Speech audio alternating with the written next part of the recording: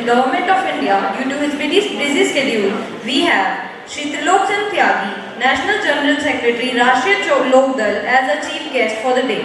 I would like to request Mr. Samarjeet Singh, President and Vice President, Developing School Association and Association of Private Schools Committee Uttarakhand, and Mr. Sandeep Gulati, founder Plus91 Media, to please come up on the stage and felicitate Shri Trilok Chand Tyagi, National General Secretary, Rashtriya Lok Dal, with a bouquet.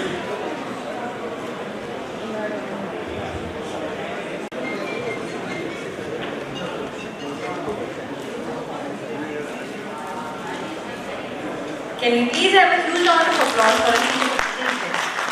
Now I would like to request Shri Trilok Tyagi, National General Secretary, Rashtriya Lok Dal, to please come up on this podium and enlighten us with his words. इस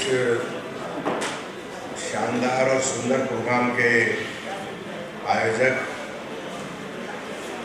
संदीप गुलाटी जी और भाई Ashutosh Dubey ji, Pant ji, doctor Samarjeet जी, madam Chauhan का तो अभी आपने presentation था,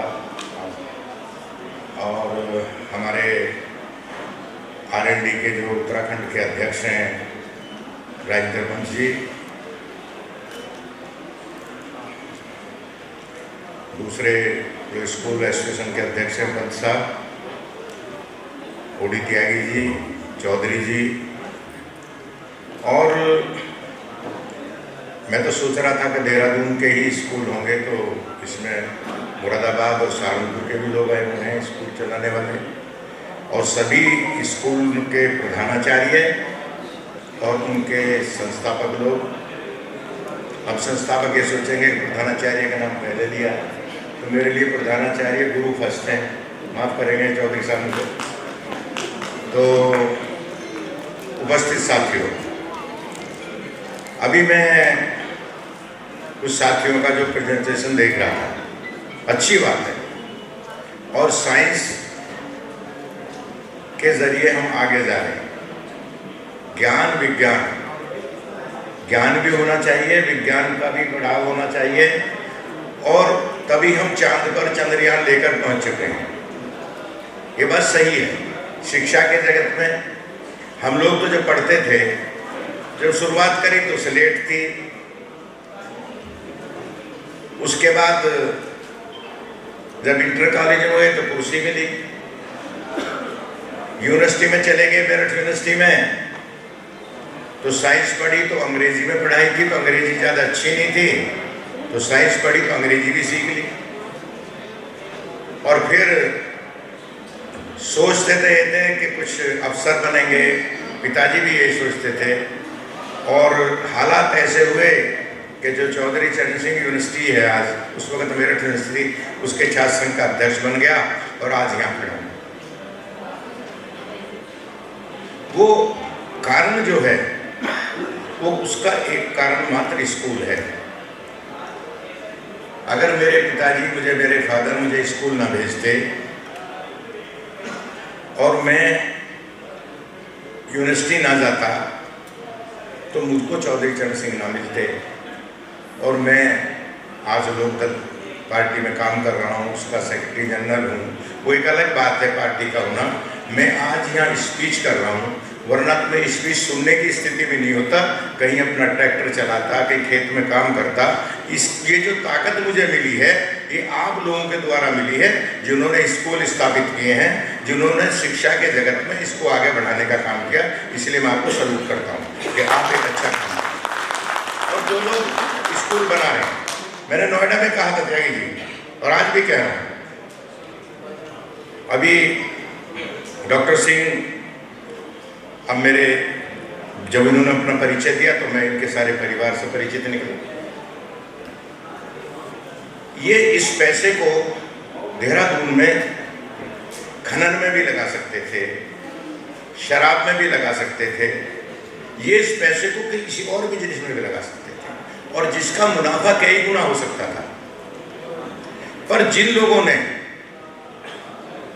शिक्षा को चुना और अपनी कमाई के पैसे को इसमें लगाने का फैसला किया। मैं उनको भी सलाम करता हूं, वो भी इज्जत के योग हैं और बहुत अच्छा काम करते हैं।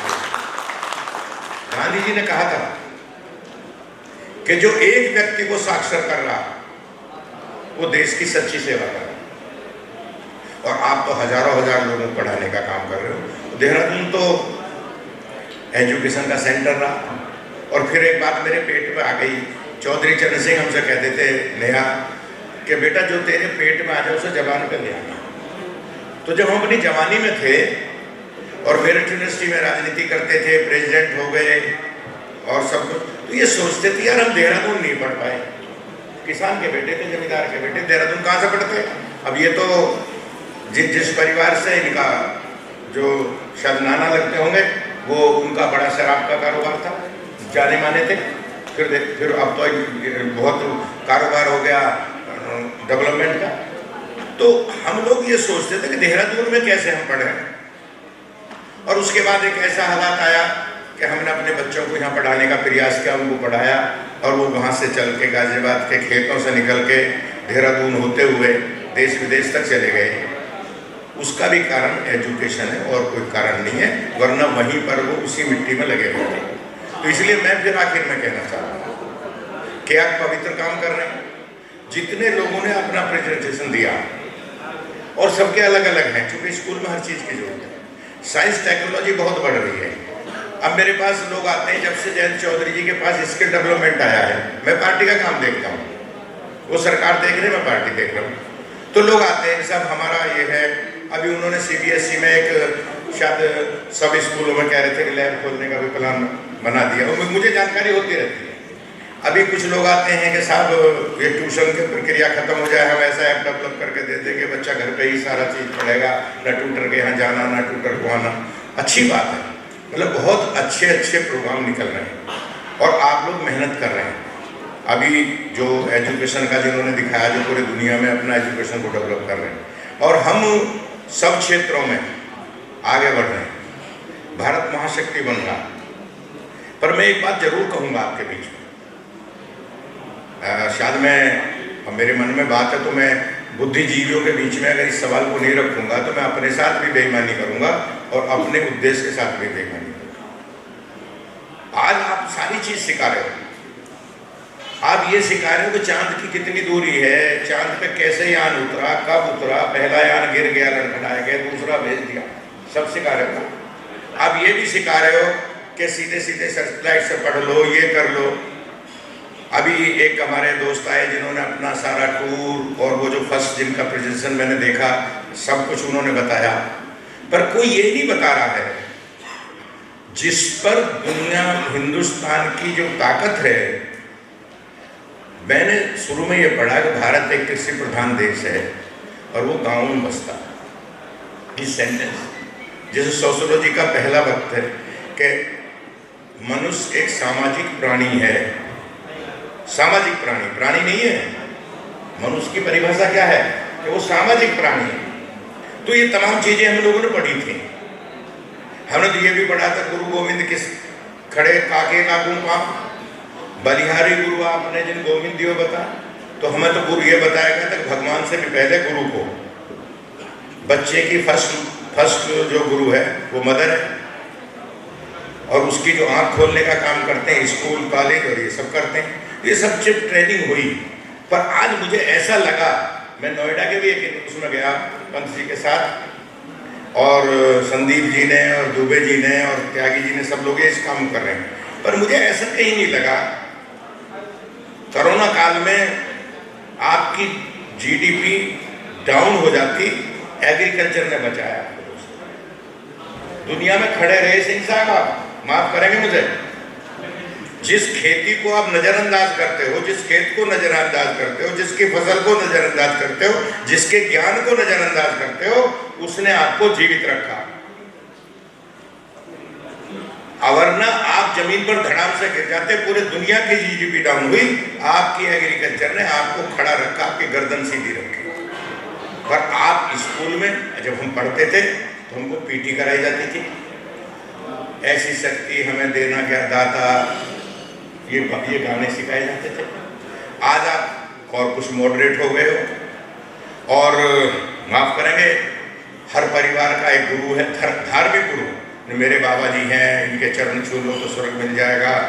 और धर्मों का ज्ञान बढ़ाया जा रहा है कि साहब हर धर्म अपने को सबसे दुनिया का बड़ा धर्म बनाने का प्रयास कर रहा है कि हम अच्छे, मेरी कमीज तुम्हारी कमीज से सफ़ेद, इस पर बहुत जोर लगाया जा रहा है। मैं ये नहीं कह रहा धार्मिक मत रहो, पर धर्मों की जो लड़ाई और अपने को बहुत ज़्यादा बढ़िया करने से बेहतर है कि जिस ज़मीन पर हम खड़े हैं, जहाँ से 90% चीज़ें निकलती हैं, खानन से लेकर सामान से लेकर, दुनिया में 2 ही व्यक्ति हैं जो दौलत पैदा कर रहे हैं, किसान और मजदूर। और जो खेती, आपके बच्चों को ये भी सिखाओ कि सेब पेड़ के ऊपर लगता है, आलू ज़मीन से खुदता है, ब्रोकली से विटामिन सी मिलता है, किसके खाने से क्या मिलता है।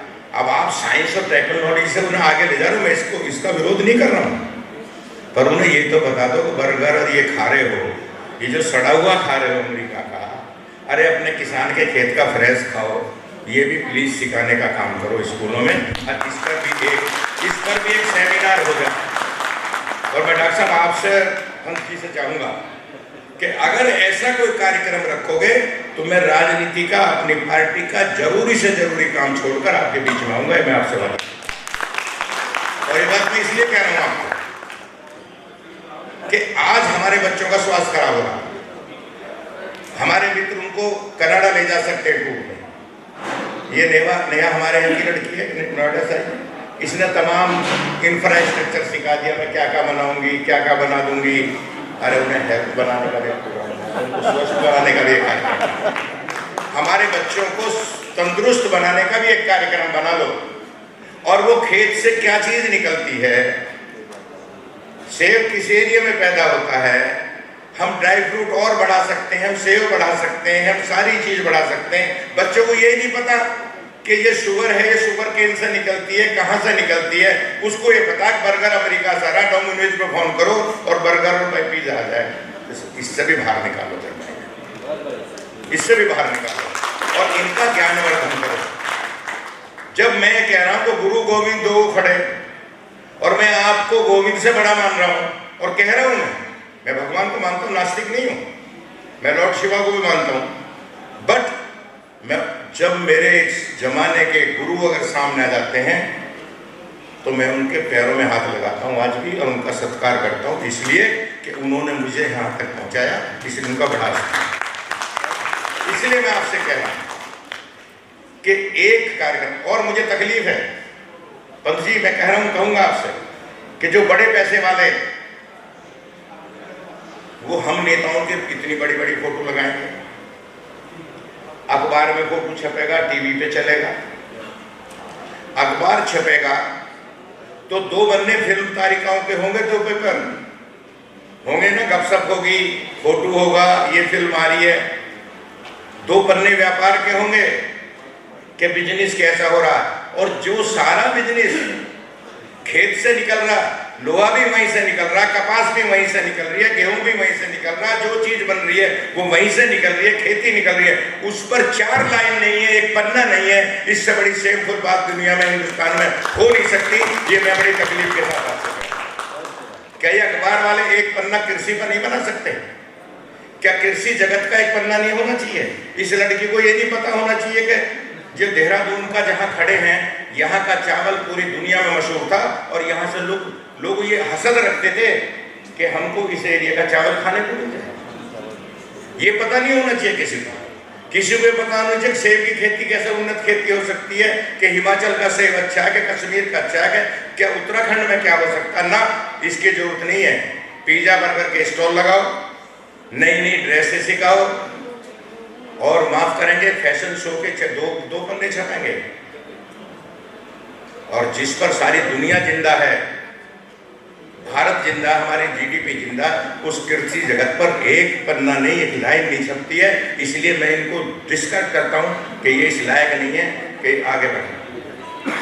जो अपनी माँ को नहीं समझेगा, जिस पार्टी में मैं काम करता हूँ, जिस संस्था में नया काम करती है, हमारी मदर है, हम इसकी इज्जत नहीं करेंगे तो हम तरक्की नहीं करेंगे। आज हो क्या रहा, ड्राइवरलेस ट्रेन चलाओ, बड़ी अच्छी बात, चलो, अमेरिका में चल रही है। अमेरिका की आबादी आपसे जब मैं जवान था 4 गुना थी, आज 5 गुना कम है आपसे। आज आप उनसे 5 गुना है। जब देश आजाद हुआ था 33 करोड़ थे, आप 133 करोड़ से ऊपर जाती हो। उनके पास आदमी नहीं है। भौगोलिक स्थिति में आपसे वो 4 गुना है, आबादी में आप उनसे 5 गुना हो सिंह साहब। और फिर कहोगे देहरादून में ई रिक्शा चलाओ बिना ड्राइवर के। अरे भाई 2 रिक्शा का ड्राइवर रख दो, जिससे 2 घरों में चूल्हा जलाए। तुम्हारे पास तो आबादी भरी पड़ी है, लोग भूखे मर रहे हैं, लोग सड़कों पे घूम रहे हैं। तो इसलिए नकल अमेरिका की मत करो, अमेरिका के खाने की मत करो। इन बच्चों को बताओ फ्रेश ब्रोकली खाओ सुबह को, इनको बताओ कि नाश्ते में सेव लो, इन्हें बताओ कि गाजर खाने से क्या स्वास्थ्य बढ़ रहा। विटामिन की गोली कहो मत खाओ, विटामिन डायरेक्ट लो जो खेत से आ रहा। वो किसान को भी तरक्की होगी, तुम्हारे बच्चे भी जवान होंगे, और मैं तो कहूँगा तुम्हारे स्टूडेंट सुंदर और तकड़े होंगे और देश तगड़ा होगा। इसलिए मैं आपसे एक आग्रह करना चाहता हूँ, विनती करना चाहता हूँ कि अगला कार्यक्रम में एग्रीकल्चर की तरक्की को भी बच्चों को कैसे सिखाएंगे, उस पर भी एक यहाँ मुझे एक प्रोजेक्ट रिपोर्ट मिलनी चाहिए। तो मैं समझूंगा मेरा कहने का मतलब सार्थक हो गया।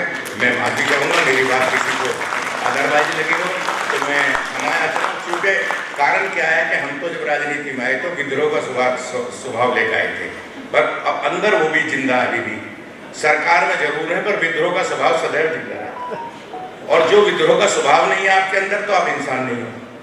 अगर आपके स्कूल में सहारनपुर के स्कूल में गलत काम हो रहा है और आपके अंदर उसका विद्रोह करने की या उसको खिल कहने की है, तो फिर आप स्कूल चलाने के हकदार माफ करिए कि नहीं।